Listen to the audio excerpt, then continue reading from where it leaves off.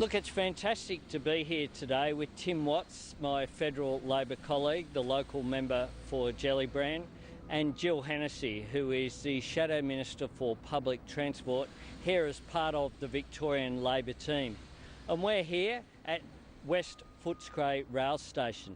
This is one of the new stations that's part of the Regional Rail Link. The Regional Rail Link, a federal Labor government investment in partnership with the former Victorian Labor government. This is the largest ever investment in any urban public transport project by any federal government in Australia's history since Federation. $3.225 billion. And what's that meant? At its peak, there were 3,500 Victorians employed on this project. It means increased productivity benefits. It means reduced travel times for people who live not just in Melbourne and particularly the western suburbs of Melbourne, but also people in Geelong, Bendigo and Ballarat.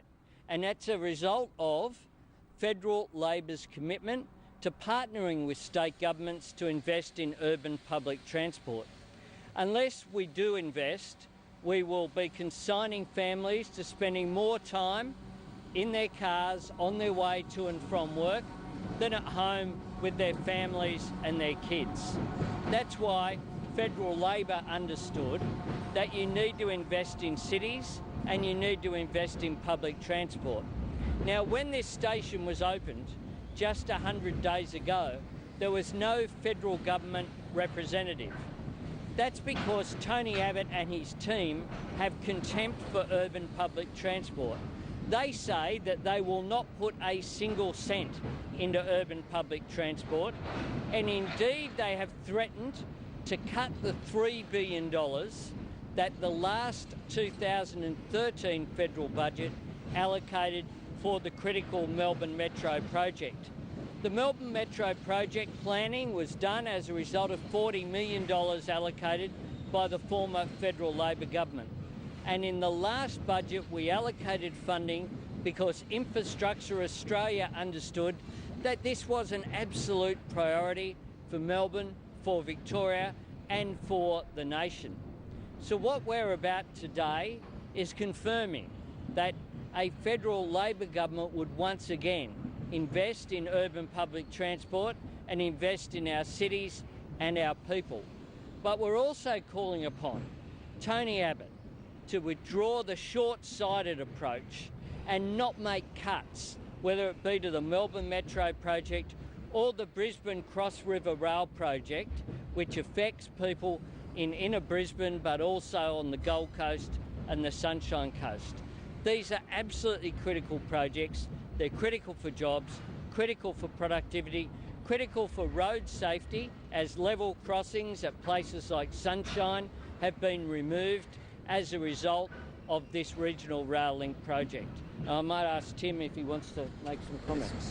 Thank you. I'm very happy that Anthony Albanese has come to Melbourne's West today to talk about the Regional Rail Link project, because this is one of the most important issues that constituents of this area raised with me during the federal election campaign. Now, people may remember during the federal election campaign that Dennis Napthine said that Tony Abbott would be open to ongoing discussions on key pieces of infrastructure like the Melbourne Metro Rail Tunnel.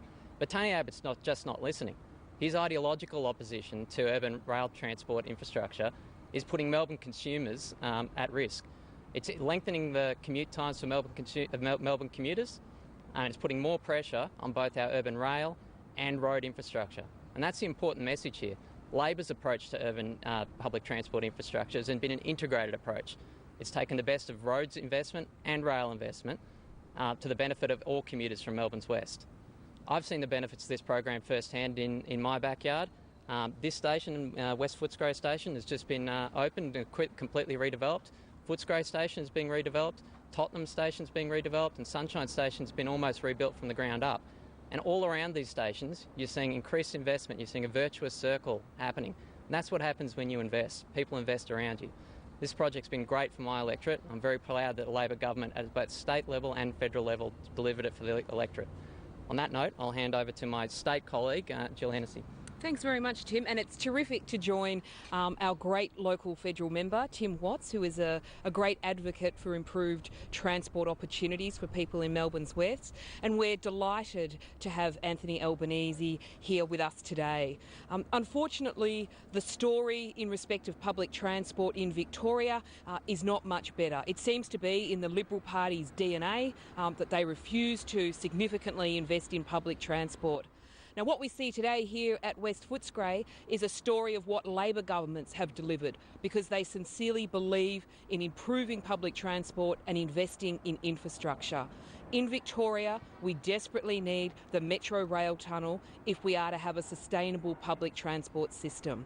And I call on both the state and federal governments to really get on with the job and fund this critical project as soon as possible. I'll now hand back to Anthony Albanese. Okay, happy to take any questions if there are some. Mr Albanese, do you think that more money should be perhaps spent to make rail services more regular, and particularly late night services? Well, certainly I note that the Victorian Labor opposition has made an announcement on that about weekend commuter travel, and I'm sure that will be very popular. People need to be able to travel, and people need to be able to access public transport, particularly late at night. So I welcome any commitments to urban public transport. I think it is absolutely critical that that occur. And in terms of the state opposition, it's very clear that they understand the importance of investing in urban public transport. When I worked with the former Labor government here in Victoria on this project, we allocated a total of $4.225 billion, 3.225 from the Commonwealth. What we've seen is projects like this along the regional rail link corridor opened, in this case, 6 months ahead of schedule. The regional rail link project is running ahead of time and under budget. So there will be savings, no doubt, from this project. Now, it's important that that money go back into urban public transport. It's absolutely essential, and I don't understand the opposition that the federal Liberal government seem to have to the Melbourne Metro project and the other urban public transport projects. And I don't understand how Dennis Napthine and his government can simply roll over and say, yeah, it's okay if you cut $3 billion that was allocated by the federal government in its budget to the Melbourne Metro project. We won't complain about that. It's not just rail projects, it's road projects as well. I haven't got confirmation yet, and I've sought it, about the M80 project in terms of the next stage of that, a road project for Western Melbourne and a vital productivity corridor. Now, we allocated an additional more than $700 million in the last budget. We'll wait and see whether that is a part of the cuts that are made by the federal Liberal government. But what we know is that Tony Abbott's made a lot of fuss about saying cranes in the sky, and he wants to be known as an infrastructure Prime Minister. Well, you can't be an infrastructure Prime Minister when you're having zero funding for urban public transport, when you're cutting the national broadband network, and when you're not putting any additional money into roads. And this project was recommended by Infrastructure Australia, as was the Melbourne Metro project. And the Melbourne Metro project, if it doesn't go ahead, it stops other rail lines going ahead in terms of the potential of a rail line to the airport and other potential extensions that are there. Because if you don't fix the inner circle of the rail system, you can't therefore extend capacity on the entire system. And that's why it's an absolutely vital project, and that's why it will be irresponsible if the federal government rips $3 billion out of the budget come next May, and it would be extraordinary if Dennis Napthine and his team, Terry Mulder and co, just roll over and say, yes, that's okay to rip money out of Victoria. Should public transport be a priority over roads, considering such a small percentage of the population actually use public transport? Well, actually what you find is that there's one thing that's very consistent. which is that every time a new rail corridor is built, it exceeds what the anticipated patronage figures were. Every single time that occurs. And there's no doubt that people want to deal with the capacity issues that are already on Victoria's rail system.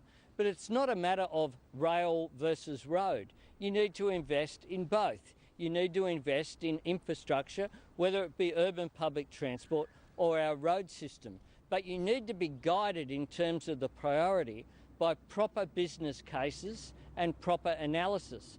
That's why we established Infrastructure Australia. The current government in opposition said they wouldn't fund urban public transport, but they also said they'd take Infrastructure Australia seriously. Well, what they've done is introduce legislation into the National Parliament that would rule out whole classes of transport infrastructure from any analysis by Infrastructure Australia. So the Minister could direct the Infrastructure Australia to not look at or consider the economic benefit of rail versus a road project, or rail in terms of the productivity benefits that it would bring. What we need to do is be guided by the economic benefit, whether that be rail or road. When that is done, you find that you need a mix of both, but you also need to acknowledge how they work together. This project is a great example of a rail infrastructure project that has also improved the road network directly by removing level crossings, but also has benefited the road network by taking cars off the road by increasing the capacity of the rail system. So do you think the East-West Link project could go ahead then? I'm waiting to see the cost-benefit analysis. I, as the Minister, requested it time and time again, and it was never given. And the Abbott government said they would not fund any project above $100 million without seeing a proper cost-benefit analysis.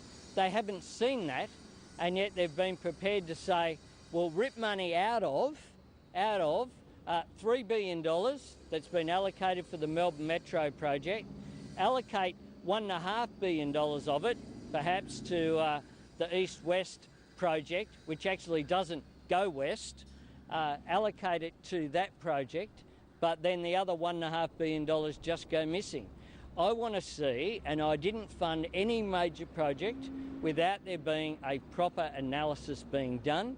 There has not been a proper analysis being done, or at least not one that's been released publicly, and that is of great concern. Taxpayers have a right to have transparent economic analysis of where taxpayers' funds are going.